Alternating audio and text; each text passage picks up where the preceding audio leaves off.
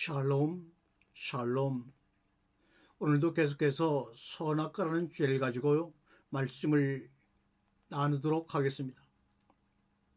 여러분, 십자가 내가 생각할 때 오늘도 조용히 이 말씀을 함께 나누기 전에 묵상하는 시간 속에서는 십자가를 묵상해 봤습니다. 십자가 내가 바라보았을 때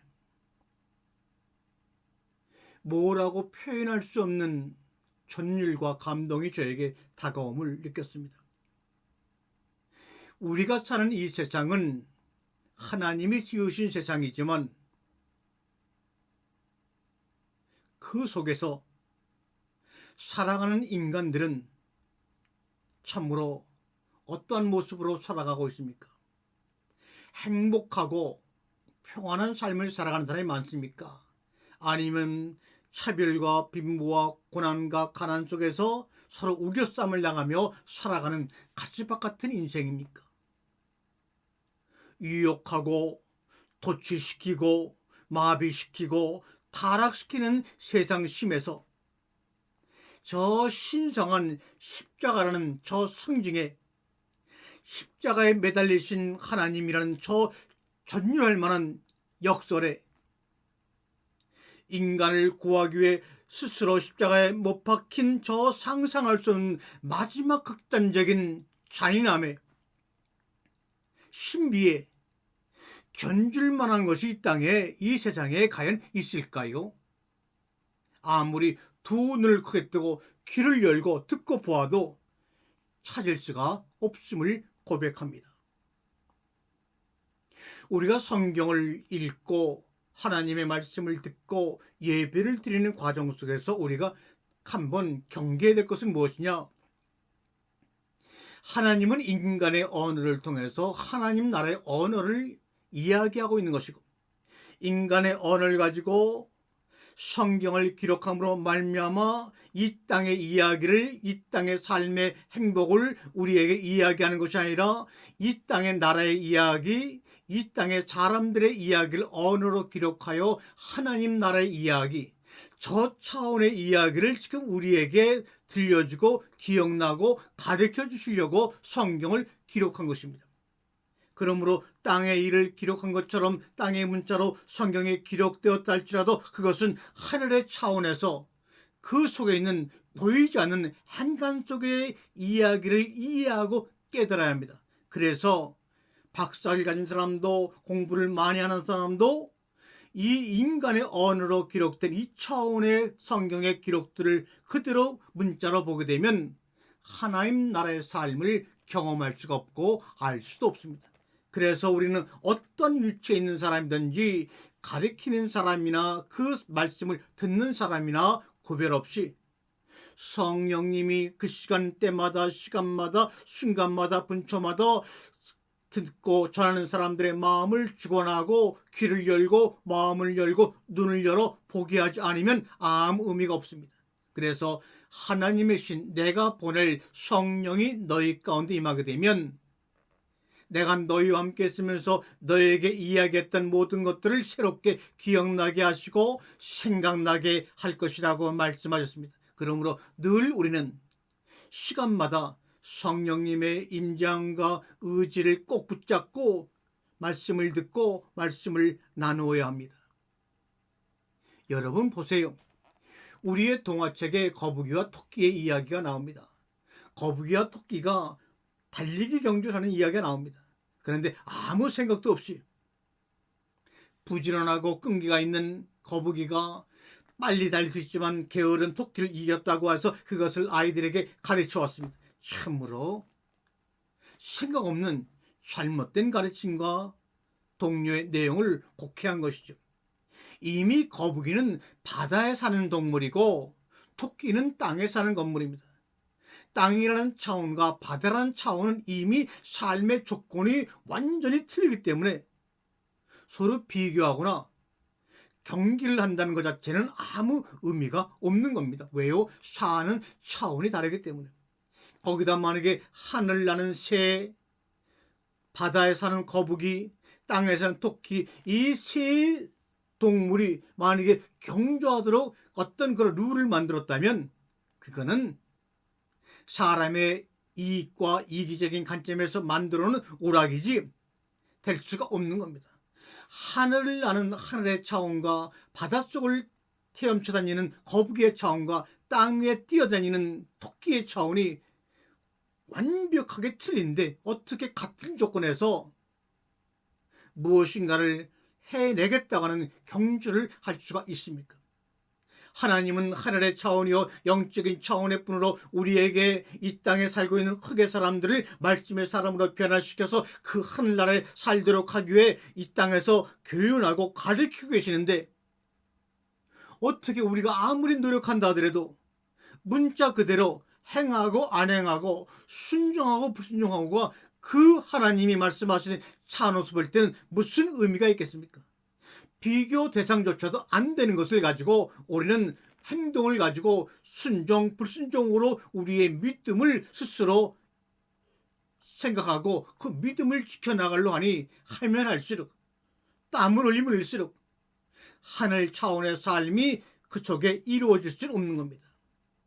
흙은 흙이고 영은 영이고 말씀은 말씀입니다. 에덴 동산을 인도한 사람은 말씀으로 변화가 된 영의 사람이 아니고 흙의 사람임을 우리는 이제 인정해야 합니다. 많은 사람들이 지금까지 에덴 동산으로 인도받은 아담은 영적인 사람으로 영원히 살 수 있도록 지음받은 사람인데 불순종으로 그 영혼의 삶을 살지 못하게 저주받았다. 이렇게 잘못된 단추를 가지고 구약부터 신약의 로마서까지를 해석해 나가니 해석할수록 아무리 들어도 오리무중이고 마음의 평화와 하늘나라의 소망은 점점 세상의 과학과 편리함에 묻혀버리고 맙니다. 더군다나 모든 것을 존재의 가치에서 보지 아니하고 인격의 가치에서 보지 아니하고 존재물의 가치, 눈에 보이는 우리가 움직여서 행하는 그 행위의 가치에다가 모든 것을 쓰고 판단하다 보니 그 속에는 하나님을 하나님으로 인정하지 아니하고 자기의 믿음과 인식의 범위 내에서만 하나님을 인정하는 그런 하나님을 앞에 놓고 믿어나가니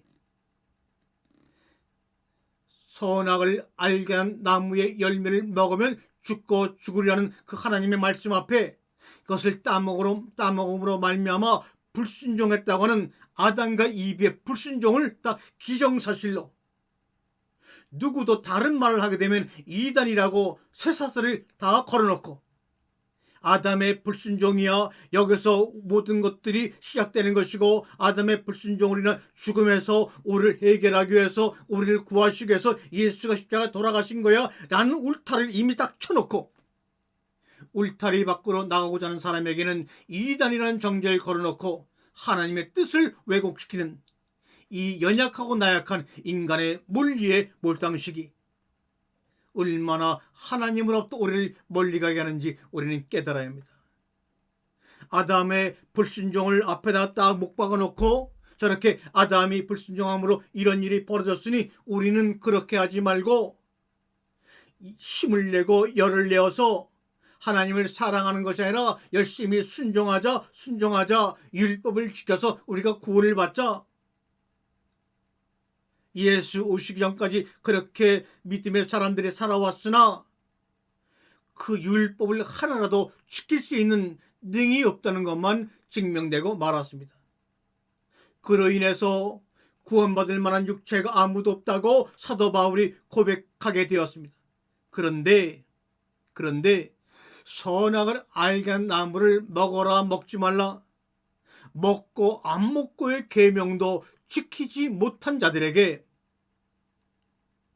더 심한 10가지 십계명을 비롯한 수많은 율법이 레위기에 더해졌다는 것은 무엇을 말하고자 함인가 한번 우리가 고민해 봐야 합니다. 오늘은 이 질문에 대한 답을 나는 시간이 아니라 여러분이 스스로 먹고 안 먹고의 선악과의 계명도 단순한 계명도 지키지 못한 인간들에게 더한 십계명을 비롯한 수많은 율법이 우리에게 더해졌다는 것은 무엇을 말하고자 함인가 여러분이 한번 고민 생각을 해보고 질문을 던져보라 이 말입니다. 그 결과 그래서 결국은 노아 홍수의 심판으로 지구상의 모든 인간들이 다 전멸하고 오직 노아의 식구 8명만 생존하지 않았습니까? 그 8식구로 인해 새롭게 인류의 삶이 시작되었다고 성경은 기록합니다. 그러면 그렇게 모든 인간이 다 죽고 죽는 것을 눈앞에서 목격한 살아남은 8명, 새롭게 시작한 그들의 삶은 과연 의인의 삶이었을까요? 노아의 삶, 셈과 함과 야벳과 그들의 후손의 삶은 정말로 하나님 보시기에 아름답고 의인의 삶이었을까요?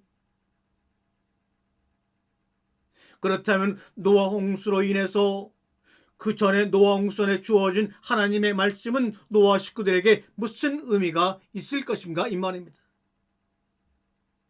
이런 환경 속에서 우리가 원죄라고 말하는 교리의 적용은 과연 가능할까요? 이미 노아의 홍수로 인해서 원죄로 인하여 적용된 모든 인간들이 노아의 식구 8명만 용서받고 다 죽었습니다. 그렇다면 새롭게 노아의 홍수 심판 속에서 살아남은 8명에게도 계속해서 그 이후 8명의 후손의 후손들에게도 원죄가 적용된다는 것이 말이 됩니까?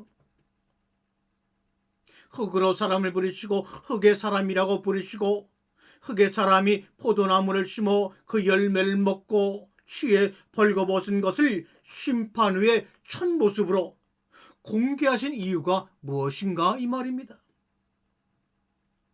보라 구원받아 놓고도 벌어지는 노아의 불순종한 행위를 강조하려고 했을까요?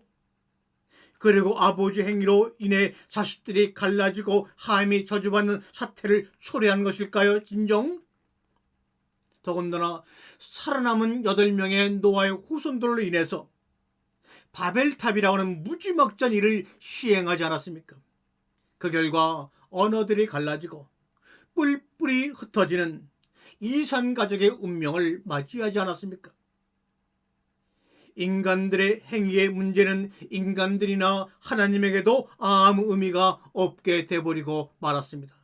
심판하신 하나님에게도 심판을 당한 인간에게도 아무 의미가 없이 바벨탑으로 모든 것이 허물어지고 말았습니다.